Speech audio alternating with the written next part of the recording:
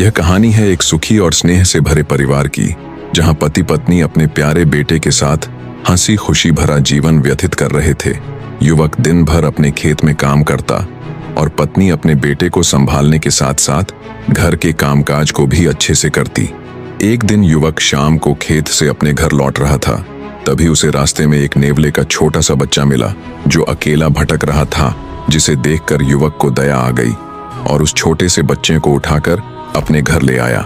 जब वह अपने घर पहुंचा तो नेवले के बच्चे को देखकर उसकी पत्नी बहुत नाराज हुई और कहने लगी कि तुमने इस जानवर के बच्चे को क्यों लेकर आए हो?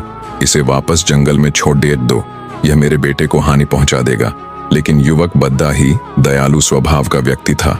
उसने अपनी पत्नी को अच्छी तरह समझाकर मना लिया और वह नेवले के बच्चे को घर पर रखने को तैयार हो गई। कुछ ही समय में नेवले का बच्चा उस परिवार से घुल मिल गया और उस छोटे बालक के साथ खूब खेलने कूदने लगा। यह देखकर युवक बद्दा खुश होता, किंतु उसकी पत्नी को हमेशा शंका बनी रहती थी कि कहीं यह मेरे बालक को क्षति न पहुंचा दे। कुछ समय बीतने के बाद एक दिन युवक अपने खेत गया हुआ था और उसकी पत्नी अपने बालक और नेवले के बच्चे को घर पर छोड़कर गांव के कुएं पर पानी भरने के लिए चली गई। बालक पालने में सो रहा था। इसी बीच कहीं से एक सर्प उसके घर में आ गया। नेवले का बच्चा जो अब बड्ढा हो चुका था, उसने सर्प को पालने की तरफ आता हुआ देखकर उसने उस सर्प पर हमला कर दिया। उन दोनों की काफी देर तक लड़ाई हुई। आखिर में नेवले ने सर्प को मार डाला। इस लड़ाई में नेवले के मुंह में सर्प का खून लिपट गया था। थोड़ी देर बाद युवक की पत्नी पानी का गड्ढा लेकर अपने घर पहुंची तो नेवला दौड़कर उसके करीब पहुंच गया, जैसे कि वह उसे कुछ बताना चाह रहा हो।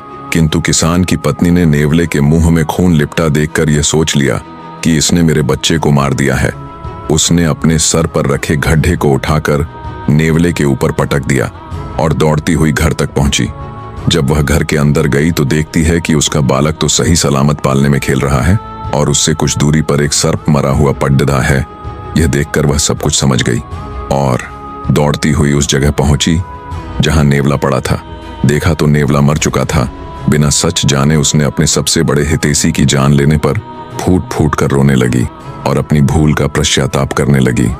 शिक्षा: किसी भी निर्णय पर पहुंचने से पहले पूरी सच्चाई जान लेना आवश्यक होता है। बिना सोचे समझे जल्दबाजी में लिए गए फैसले हमेशा गलत होते हैं।